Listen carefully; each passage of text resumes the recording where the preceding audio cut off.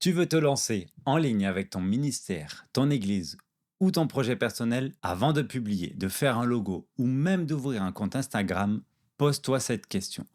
Est-ce que je sais vraiment pourquoi je le fais et surtout pour qui? Aujourd'hui, on t'emmène poser des bases solides et pérennes.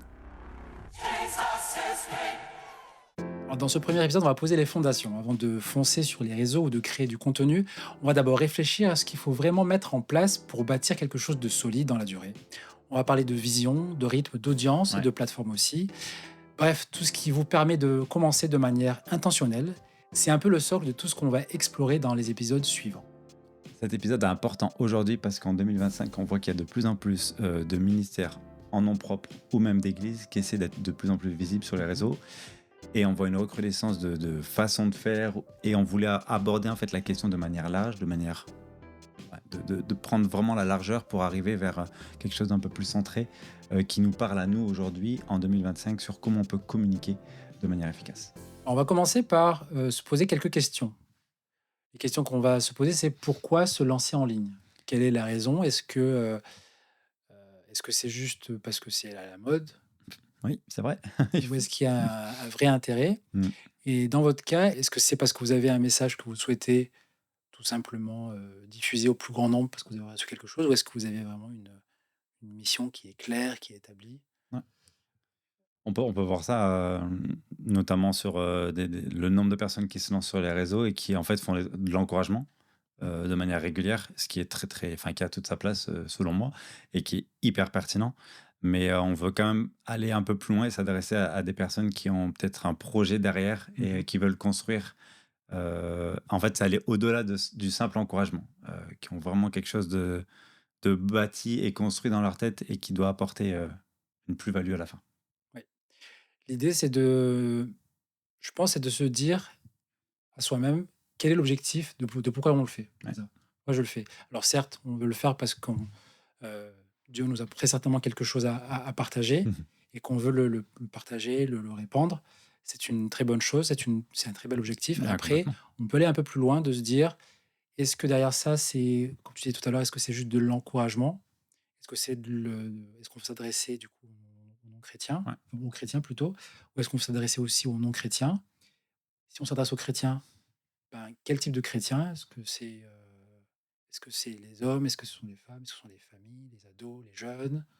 Donc il y a beaucoup de questions qu'il faut se poser. Je pense qu'il y a un il y a un il y a il y a un point essentiel, c'est qu'il ne faut pas chercher à plaire à tout le monde.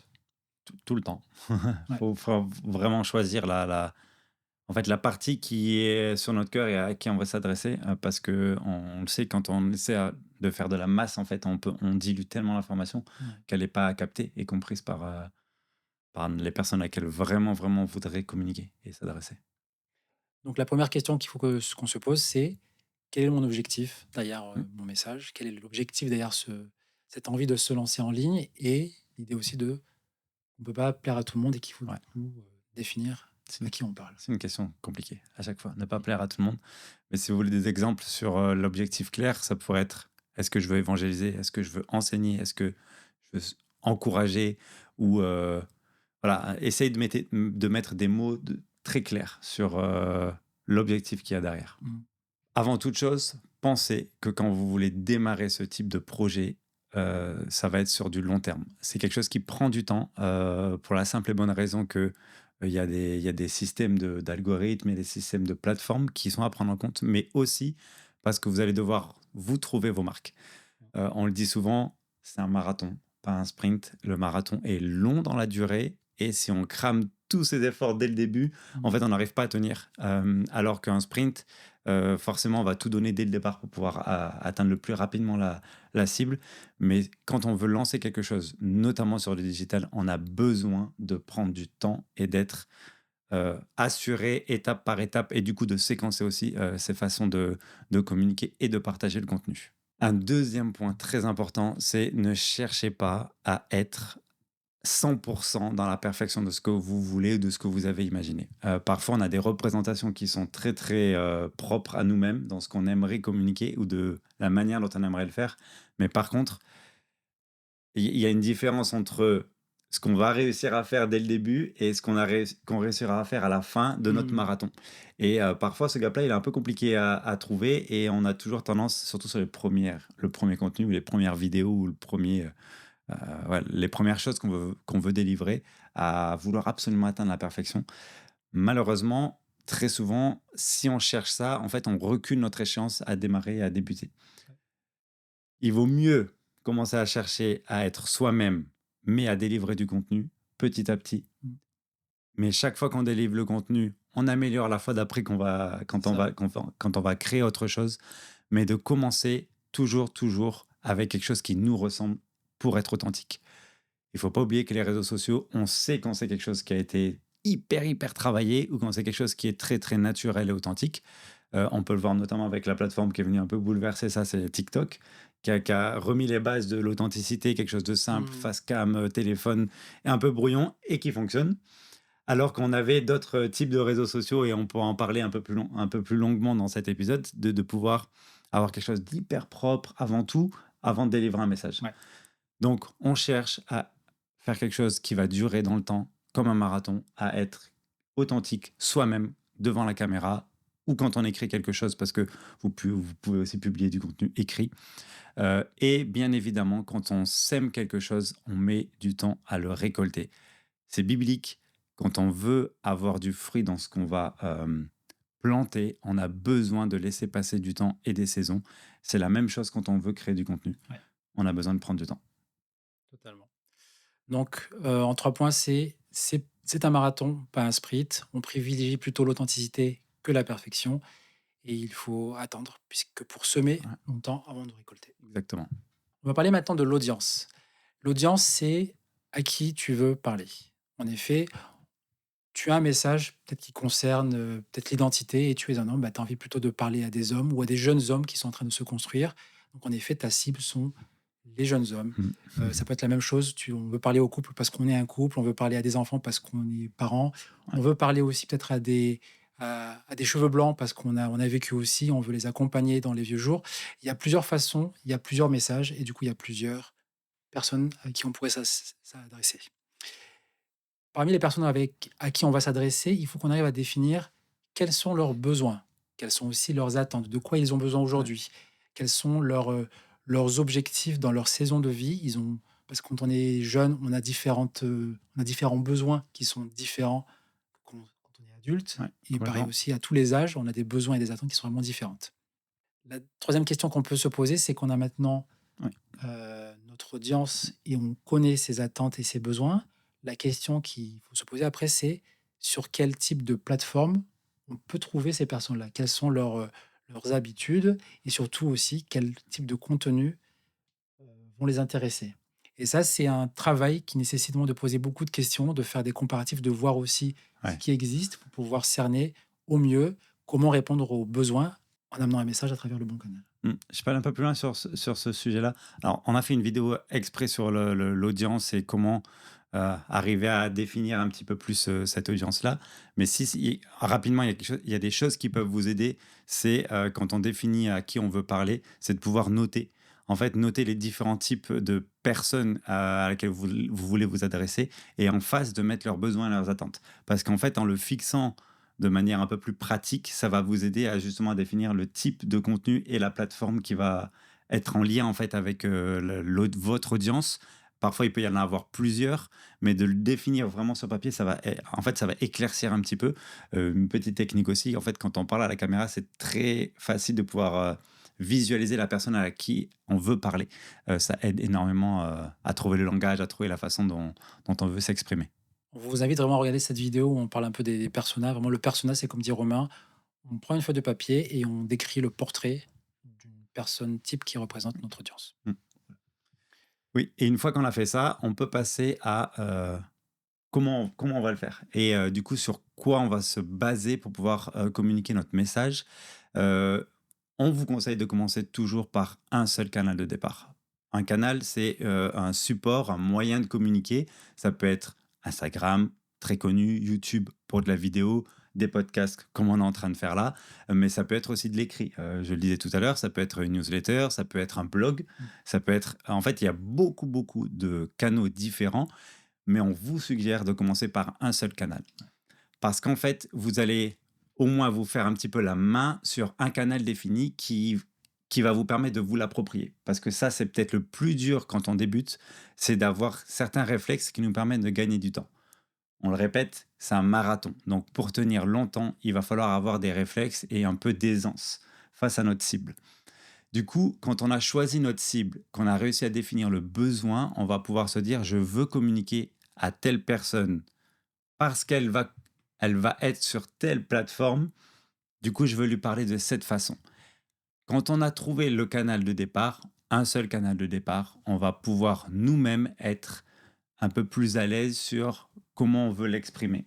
Par exemple, l'exemple très très pratique d'aujourd'hui, on est debout. Je sais que moi, je suis plus à l'aise à parler à une caméra, à vous parler en ce moment quand je suis debout. C'est une posture qui est plus facile pour moi. Donc en fait, Moi il y aussi. a, il y a besoin de la choisir, de cette façon d'être plus à l'aise. En fait, ça enlève des barrières. C'est ça. Des barrières de pouvoir démarrer, des barrières de pouvoir, je vais me lancer et je vais faire quelque chose. Parce que dans l'absolu, juste pour la petite Bien sûr. parenthèse, on aurait aimé, être dans le modèle où on est assis sur 2 canapés avec, 2 ou 3 caméras qui Ouais, bougent tout seuls. On sait comment le faire, mais on s'est dit: si on attend d'avoir vraiment le modèle parfait du ouais. podcast qu'on aimerait bien avoir, Voilà, on commencerait jamais. Du coup, en fait, on est là, on est parti comme ça, une exactement. caméra, on a un peu soigné la lumière, une caméra et en avant. Et on y va. C'est la différence avec ce qu'on disait. Il y a la perfection et il y a ce qu'on veut atteindre pour commencer au moins et être dans une situation confortable. C'est la situation confortable. Ensuite, une fois qu'on a défini donc, son canal et comment on va démarrer, ben, on va mettre en place ce qu'on va appeler tout bêtement un petit kit de lancement qui Ouais, comprend, comment on va se présenter, ouais, comment les gens vont nous identifier. Ça passe par plusieurs choses, ce qu'on appelle en communication le personal branding, c'est-à-dire comment on se présente. Alors c'est pas forc on n'est pas obligé d'ailleurs de se présenter comme dans la vraie vie, on n'est pas obligé de dire: «Voilà, je suis né à tel endroit, voici tout ce que j'ai fait», on n'est pas obligé de donner son CV. L'essentiel donc quand on se lance, c'est de plutôt aider les gens à nous identifier et surtout à nous identifier dans leur vie. C'est-à-dire exactement. par exemple nous, heu, on est Barnabas et on vous aide à mieux parler de Jésus. Voilà. En une phrase, vous avez compris qui on est et la mission pour laquelle on a créé ce podcast. C'est ça. Dans le kit de lancement, on vous recommande d'avoir, une photo, Ouais, un visuel qui vous représente, de préférence une photo parce que oui, ça fait partie à l'authentification, à rendre la chose et authentique. complètement. De préférence une photo qui a été prise vraiment pour ce but-là.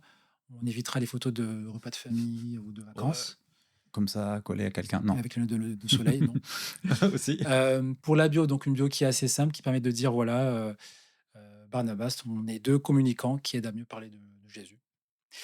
De préparer aussi, Oui, des 3, contenus. 4, 5 contenus, préparer des contenus qui sont prêts, qui sont, comme on a dit tout à l'heure, qui sont pas parfaits, mais qui sont authentiques et qui donnent vraiment, heu, du sens et qui sont utiles Ouais, ouais. aux gens et centraliser tout cela à un même endroit. Ouais. Ça peut représenter quoi, le centralisation à un même endroit? Alors le centralisation d'un même endroit, ça peut être plusieurs choses. On peut imaginer alors soit on a déjà un site web, ça peut être le site web, sinon on peut avoir des liens centralisés. En fait, un lien centralisé, c'est comme un mini site web. Vraiment, c'est une mini page qu'on utilise très souvent, dans les links in bio, donc les liens qui sont dans les bios, pour centraliser à un seul endroit tout ce que vous allez proposer. On OK. peut y mettre, par exemple, dessus les liens, vos différents liens de réseau social, l'endroit où se situe votre podcast ou votre, newsletter ou le site. OK. C'est ce qu'on trouve surtout sur Instagram quand on voit lien en bio, il faut aller chercher dans le profil de la personne? Ouais, c'est ça. OK. Donc une fois que vous avez, pu créer ces contenus-là, 3 à 5 contenus, qui vous permettent d'avoir un petit peu d'avance, mais aussi de pas arriver avec rien, Mmh. sur les réseaux ou alors même sur vos blogs ou votre newsletter. Le but, en fait, c'est d'arriver à créer un rythme et à créer votre rythme.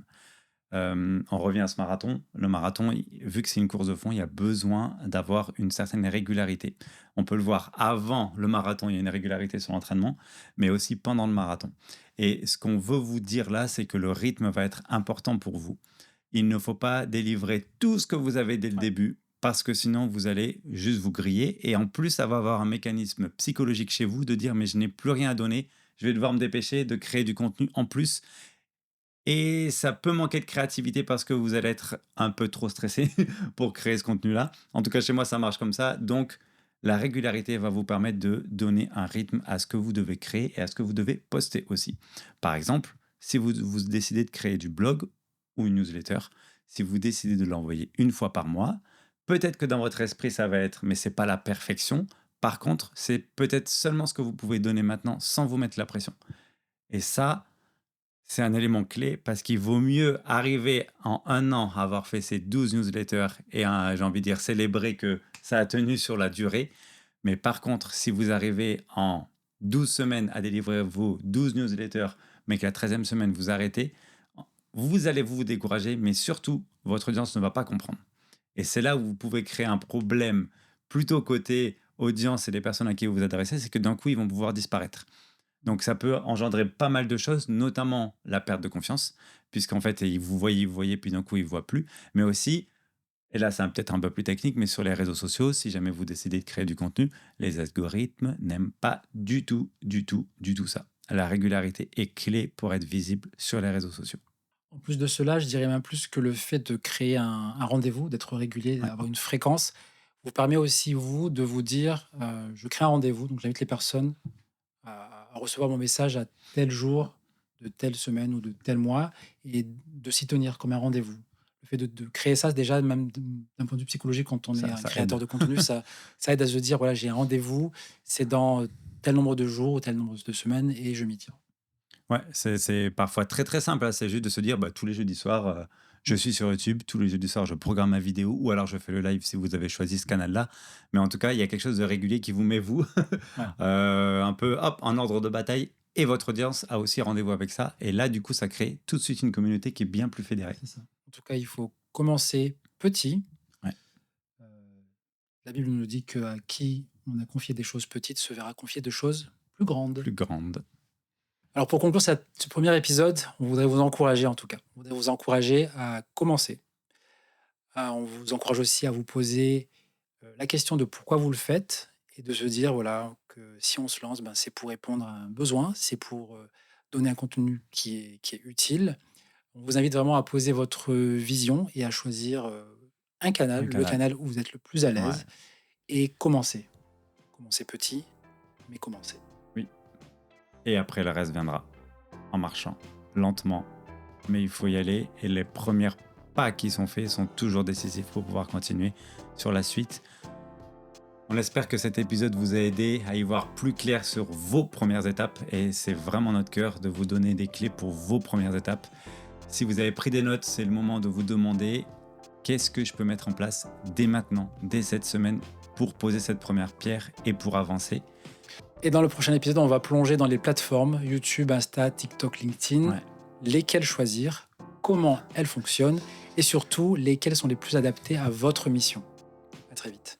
à bientôt.